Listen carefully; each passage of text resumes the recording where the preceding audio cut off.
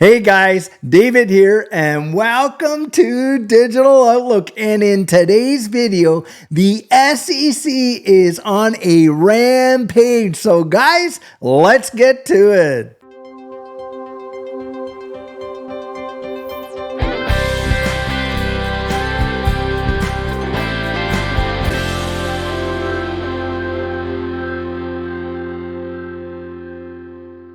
So guys, just before we get going here and talk about the insanity of the SEC, I get a lot of questions from folks and they ask, hey David, how did you and Judy what were your off ramps? Well guys, back at that time, a lot of these, exchanges like Coinbase, like Kraken, were all hitching and glitching. When things heated up, you could not get on. They literally went down. And so what ended up happening, guys, we signed up with Caleb and Brown. And just to introduce you, this is Caleb and Brown right here. Now, the thing with Caleb and Brown is they are not an exchange. They are a crypto broker. Just like your traditional broker, you literally get assigned an individual broker that you can speak with on the phone. And the thing is this, there are no fees to sign up. There are no fees to call and talk to your broker about your ideas. Hey, there are no fees to even custody your assets with them.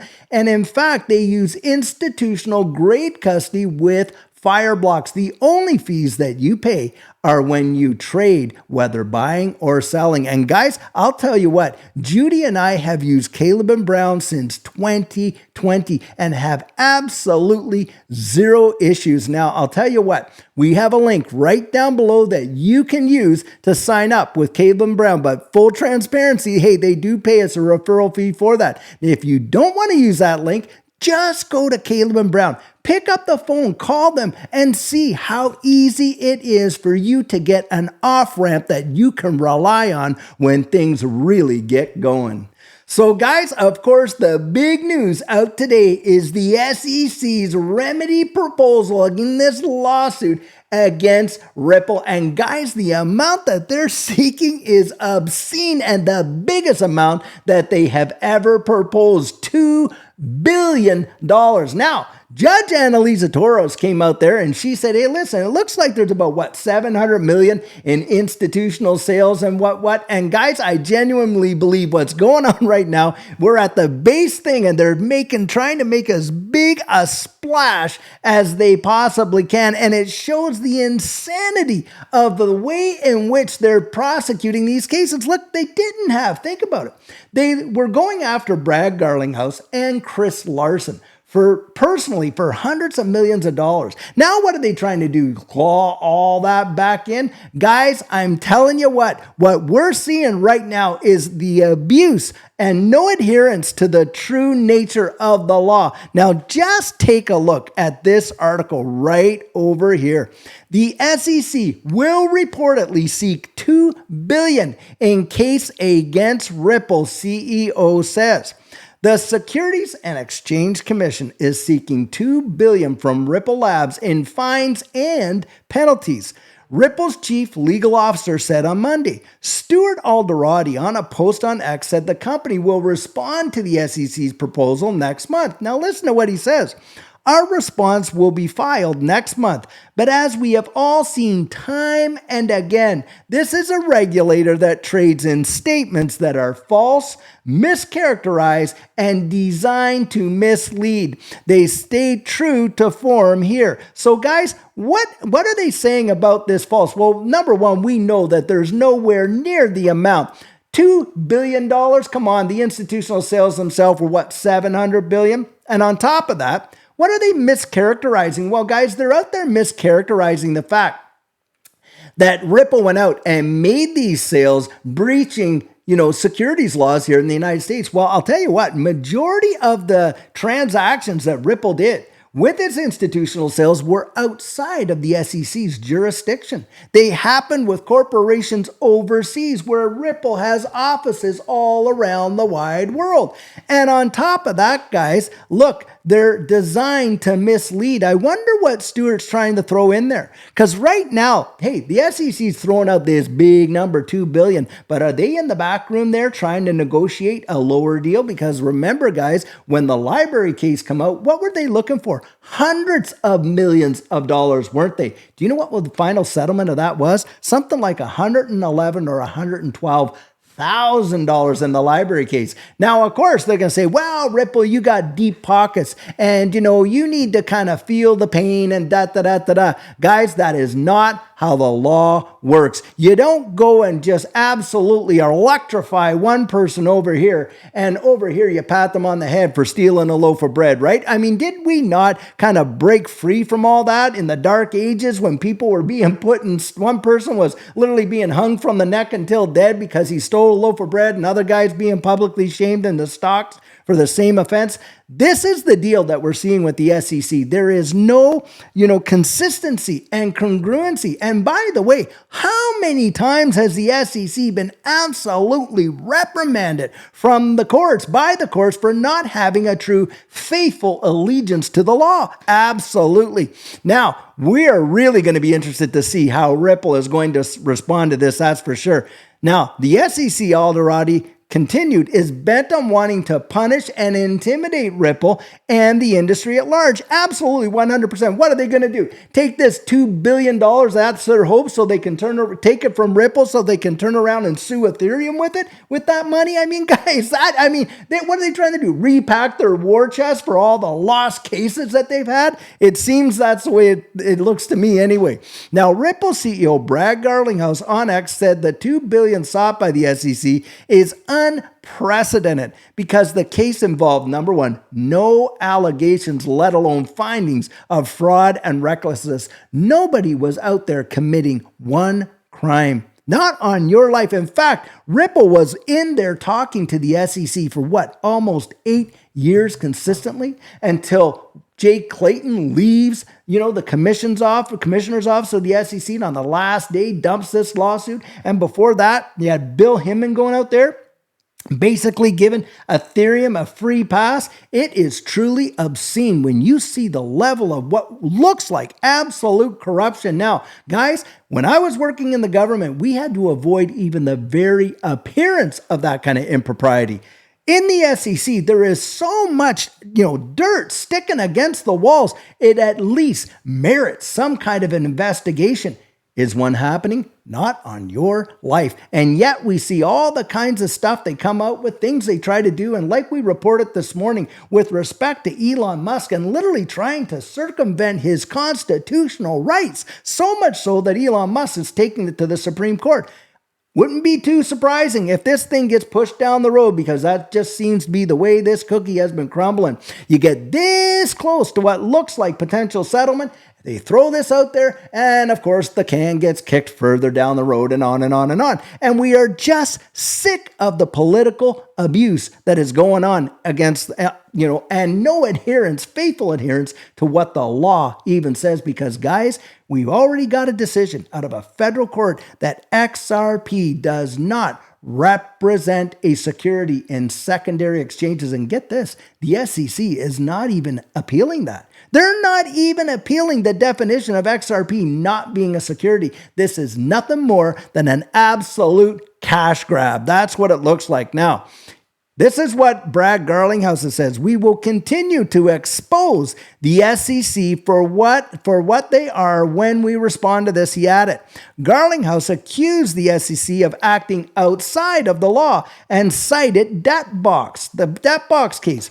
The agency was dealt a blow last week after the judge overseeing the case sanctioned the regulatory agency. Right there again. Judge Robert Shelby, the Utah judge overseeing the debt box case, accused the SEC of bad faith conduct and abusing its power. And you have nailed it right there. And even in this case, they came out and the judges basically said the SEC is not demonstrating any kind of faithful adherence to the law. What we're seeing, they say this space is the Wild West. Guys, these are vigilantes. These are not people trying to ensure that we have a free market that is free from corruption and all that. Nope, guys, they're the ones sowing the corruption. It kind of reminds you of the old West where, the sheriff was in league to the land boss, and no matter what the mayor and all the people had to say, hey, the sheriff is going to support this guy scooping up everyone's land. And that's kind of what's going down here. If they think we're the Wild West, they better take a good look in the mirror, I'll tell you what.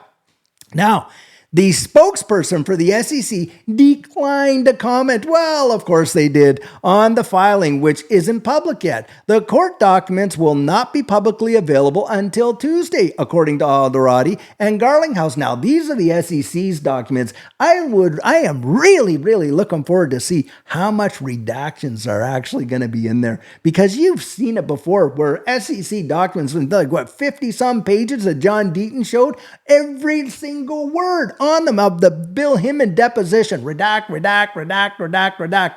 Guys, it is absolutely obscene what's been allowed to go on right underneath our noses in a civil law situation, in this kind of a common law, situation, where it's the people that they're actually accountable to. Did you think they had? No way. We're accountable to them. These guys are quasi-permanent bureaucracy czars, and they want to rule over us as if they're the taskmasters of it all. Guys, they need to get their wings clipped, and big time. And I suspect that's what's exactly going to happen in this case.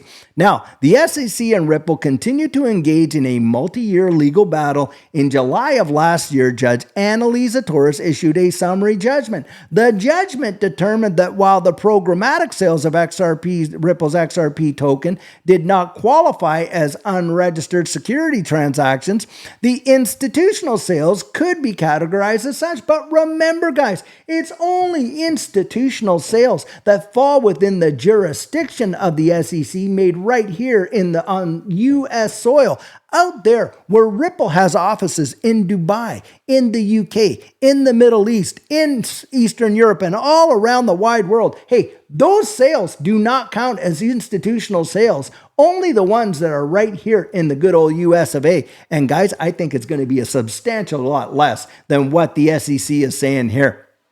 Now, the ruling was a blow to the SEC's argument, which claimed that Ripple knowingly violated securities laws. Oh, that is interesting. That is rich, really. Knowingly violated the laws? Hey, try and get the SEC to tell you what's a security. I mean, Gary Gensler can sit up there right in front of the House Financial Services Committee, and the guy can barely tie his shoes, let alone tell them what is a security and what isn't a security, and how they waffle back and forth. They say, oh, come in and we'll work together. Well, Ripple did go in 8 years. In, out, in, out, in, out. Do you think they gave them any clarity? Not on your life. These guys are absolute. It's a dog and pony show. That's what's going on. They won't even tell the American public in this digital asset space what a security is. And, they're doing all these backdoor, underhanded stuff. So, hey, did they not? And get this. Think about this one. This is absolutely wild. Coinbase had to IPO through the SEC. And in that process where they were making that application, they had to disclose everything they were trading on their platform, their entire business model, where they sat financially. I mean, you name it, the level of transparency that had to be done. SEC approves it. Coinbase goes out there and IPOs. Then what does the SEC do? Just a few months later, slaps them, turns around and says, oh, we're going to sue you for selling unregistered securities. Guys, it's absolutely nonsense. Sheer and utter nonsense. Now, I believe Coinbase is going to absolutely decimate the SEC and win. For all these years, they've been saying, well, Ethereum, that is not, we don't, Bill Himmon came out and said, well, maybe it was a security, maybe it's not now. That's what it looks like it isn't now. And of course, Ethereum gets this free pass. Now what we're doing is, it seems like we're not going to make it here through this XRP case. We're going to slap it on there and call Ethereum a security. Ethereum is not a security. It is a utility token. Now, why do I say that? Even though, hey, listen, I'm big on XRP and I'm not going to diss, but the fact of the matter is, Ethereum, one guy was asking me in the comments, he says, well, if you're staking it and you're getting a reward, shouldn't that make in and of itself, be a security? And I wrote him back and said, well, look, is cash a security, your fiat? Because when you put it in the bank, what do you think hoping to get? Well, you're hoping to get some interest out of your savings account, aren't you? And then somebody else comes up and says, well, you know, you can also vote on things. A governance token is way, way different than a stock and a share of stocks in a corporation. And guys, this is the deal. These do not match the Howey test. And they're trying to take 1940s law and apply it and force it to fit on what? 2024, technology? Come on. We know that it's hogwash. Now, my supposition is this, my guess is this. When this whole thing gets truly ironed out, I believe we're going to have the Ripple test, not only the Howey test. And I think it's going to have such lasting impacts that maybe perhaps that's going to go for another 80 years. But guys, we do not have a clear and functional definition or regulatory clarity for the SEC to come out and make these accusations against anybody, because they can't even stand before Congress or the American public and tell them what a security is. How on earth can they argue and prove their case against the court? I just cannot see it. I do not believe it. And in fact, I think if this does make its way all the way through the Supreme Court, they are going to lose and lose big time. And guys, that's the deal. I think they're just pushing this envelope as much as they can. They're throwing as much mud against the wall to see what will actually stick. And it's kind of like, in a way, when you're going through a lawsuit and you throw out a big, massive number, knowing that you are willing to actually settle for a whole lot less. And guys, don't kid yourself. I think that the SEC is out there. They know what they're up against, and believe it. Thank goodness that Ripple had the deepest pockets that they have, so they could fight this absolute nonsense on behalf of the entire digital asset space and community. And by the way, let's not forget John Deaton, who stuck up there for you and I, the little guys. Meanwhile, you got Elizabeth Warren in the district that he's running to become a senator in, who colluded with Gary Gensler of the SEC when he was coming up before the House Financial Services Committee, and were literally negotiating the questions and the answers long before it happened. So all we were watching is sheer theater. What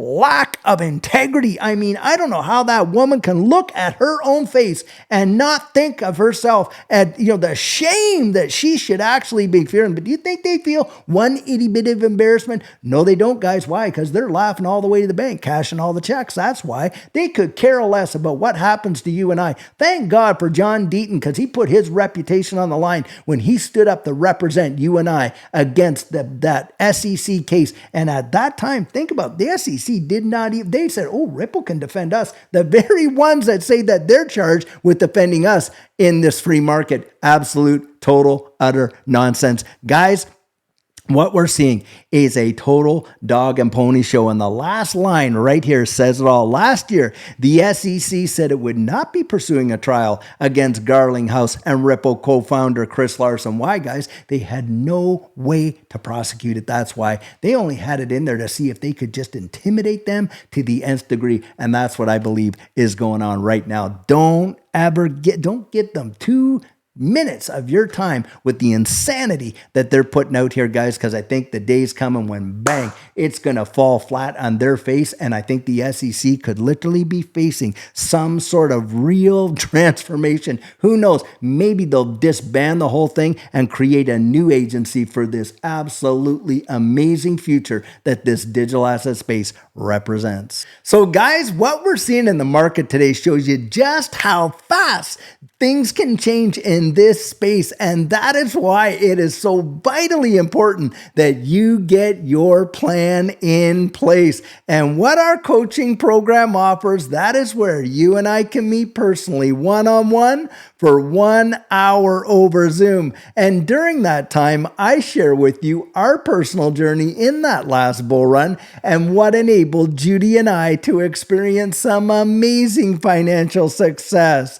I share with you the mistakes we made so that you don't have to fall into the same pitfalls we did. We take a look at your portfolio and make sure that it's balanced towards your goals, and we work together to develop your exit strategy. We can even get your assets off an exchange and onto a hardware wallet, along with delivering to you some amazing techniques that are really going to help you in this space. Now, the cost of that is $250 And if that's something that interests you, you write me right there at coaching@thedigitaloutlook.com and we'll get y'all booked in. So guys, I genuinely hope that you enjoyed today's video. And as always, it's not financial advice. It's just my 2 cents. Hit the like and subscribe. Drop your comments down in the comment section and I'll catch you in the next one.